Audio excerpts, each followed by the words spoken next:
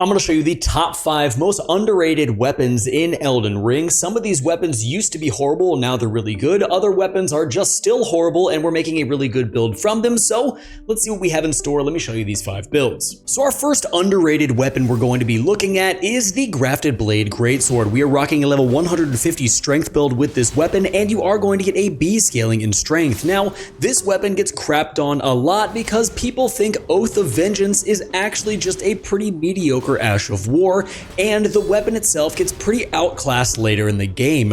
However, I'm here to tell you that this is a very viable weapon to use on any playthrough that you want. Physical damage is actually pretty extraordinary, and you are going to get a pretty decent physical guard damage negation at 80, which means you could put some guard counter builds together, allowing this weapon to hit super hard. This build is going to give you a really solid quality of life, giving you some great stamina and overall equipment load talismans that are going to allow you to get through this game with ease. And we are going to be using things like the two-handed sword talisman in order to get a little bit extra damage. Now, where Oath of Vengeance actually is pretty good is the fact that this is pretty much a timed Rune of Godric, giving you +5 to every single stat for 1 minute. It's also going to have a very similar effect to the Endure Ash of War as soon as you activate it, providing you a chance to tank a hit as you get ready for your next strike. Now, for our Grafted Blade Greatsword build, you're going to be using obviously the Grafted Blade. You can use a dagger with Golden Vow, as you will not have the faith for it, and I'm using the entire Rakshasa armor set for extra damage.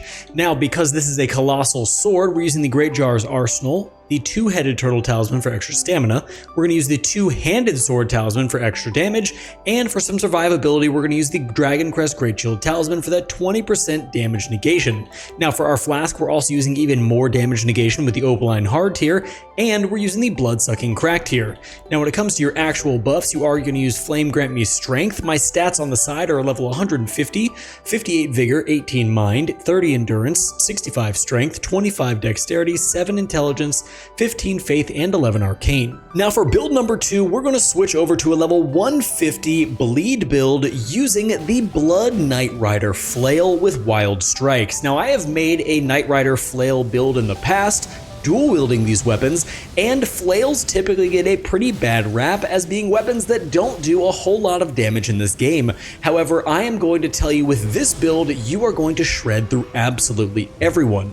With things like the Rakshasa armor set, as well as some successive attack talismans, bleed talismans, and proccing our attack power a ton once bleed is in the vicinity, you are going to melt through everybody. I personally really like the flails, and I think they get a pretty bad rap, but with 101 blood loss with a bleed affinity on Wild Strikes and a B scaling in dexterity, putting together a Dex Arcane level 150 build is incredibly easy. You will have awesome quality of life with things that allow you to get more health back from your Estus, as well as extra stamina because Wild Strikes is going to eat up your stamina quickly, and we will obviously be using things like Golden Vow and Flame Grant Me Strength. You will also see in a lot of these clips that I am two-handing the Knightrider Flail. It's because I think it gives a really nice amount of stagger when you hit those heavy charged R2s and allows your enemy to flinch so you can start pouring out Wild Strikes, killing them almost instantly. As you can see from some of these medium-sized enemies that I'm hitting,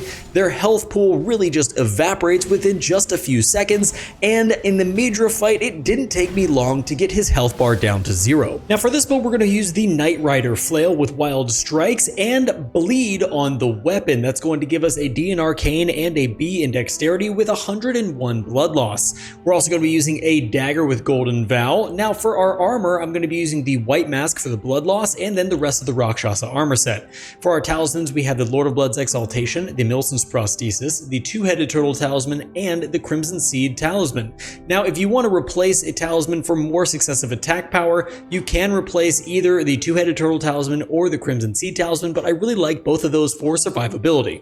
Now, when it comes to our Flask of Wondrous Physic, we're using the Blood-Sucking Crack tier for more damage and the Thorny Crack tier for our successive attacks. When it comes to our buffs, we are going to be using Flame Grant Me Strength, and for our stats, we have level 150 build using Vigor 50, Mind 16, Endurance 23, Strength 16, Dexterity 65, Intelligence 9, Faith is 15, and Arcane is 40, and this is on New Game +2. Now for our next build, we're going to be heading back to Strength, New Game +6, and a level 171 build. We are going to take the Rotten Battle Hammer, which used to be absolute garbage, and if my memory serves me correctly, in the older versions of the game, this only had a C in strength. However, something has happened over the last few patches where this weapon now has an S scaling in strength, and I've put Cragblade on it in order to absolutely obliterate all the bosses in this game. As you know, if you've watched my videos in the past, I absolutely love stagger builds, and this is no exception. You're going to get crazy physical damage, and you're also going to get Scarlet Rot buildup with this weapon, which we are going to play off of a little bit, because even though that's rare to proc Scarlet Rot because your enemies are typically dead before then, we are also going to use the Poison Hand to proc things like the Mushroom Crown and the Kindred of Rot's Exaltation, skyrocketing our damage even higher. Now, the trick to this build is using a mixture of heavy charged R2s, but at the same time using enough light attacks to proc that Scarlet Rot as fast as you can. As you've seen, the Poison Hand did a great job of one-hitting and also proccing with poison, so that we got the attack power boost for our Mushroom Crown and our Kindred of Rot's Exaltation, which is just going to allow us to shred through the Godskin duo as you're seeing here on the screen. Now, for this build, we're going to be using the Rotten Battle Hammer. We are going to put Cragblade on this weapon. It is going to have great physical damage and S scaling in strength, and also cause Scarlet Rot. Now, because Scarlet Rot is not going to build up very quickly,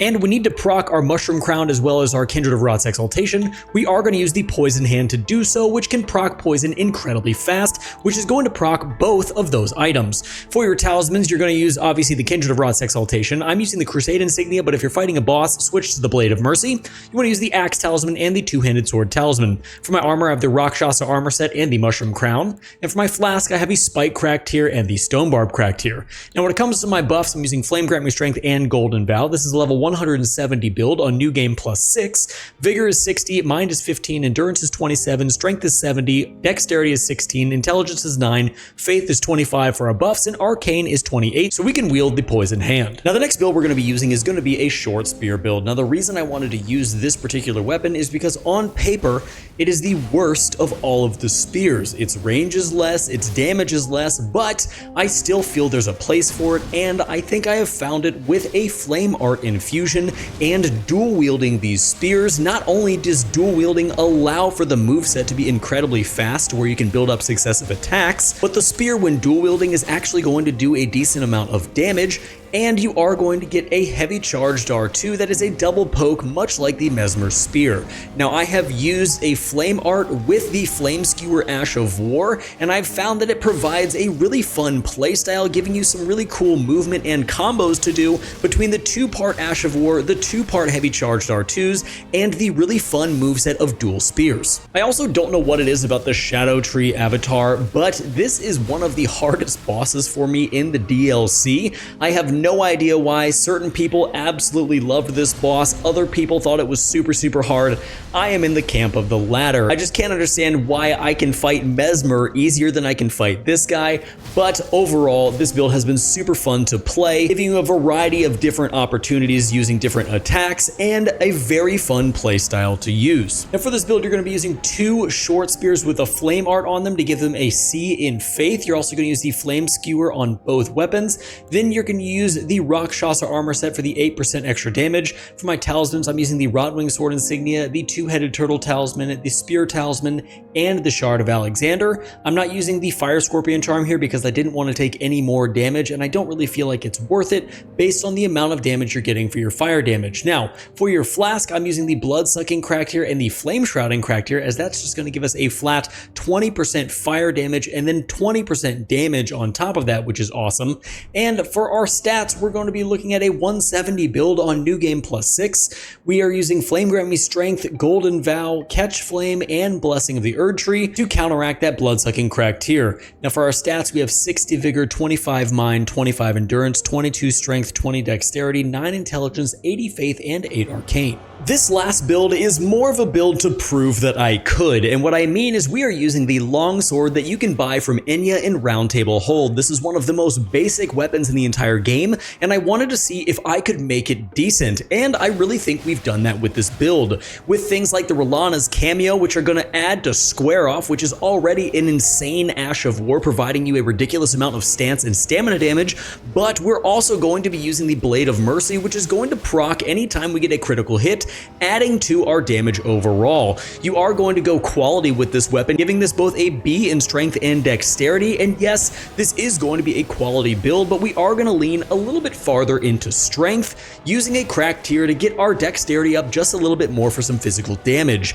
Now, I am using a Golden Vow dagger, and you can use the Mesiocord here like I am to get your critical strikes, as that's going to allow you to get more damage off. But overall, I just found that this build was a lot of fun, and it also goes to prove that you can pretty much take any weapon in Elden Ring and make it decent enough to whittle your way through the DLC. Now, obviously, our single strikes are not doing a ton of damage, but we are doing a lot of damage, up to 3,500 damage with Square Off when we hit it with a heavy version of Square Off. But you can also use the light attack version of Square Off, which is going to get another really fast swipe upward, allowing you to do a lot of damage very quickly. So for this build, you're going to use the quality Longsword with Square Off, also any dagger you would like with Golden Vow. You're also going to use the Rakshasa armor set for an extra 8% damage. For your talismans, you're going to have the Rolana's cameo, the Blade of Mercy, the Shard of Alexander, and Millicent's prosthesis. For our flask, we're using the Stone Barb crack tier and the Dexterity Knot crystal tier, just so we can get a little bit more dexterity and up our physical damage.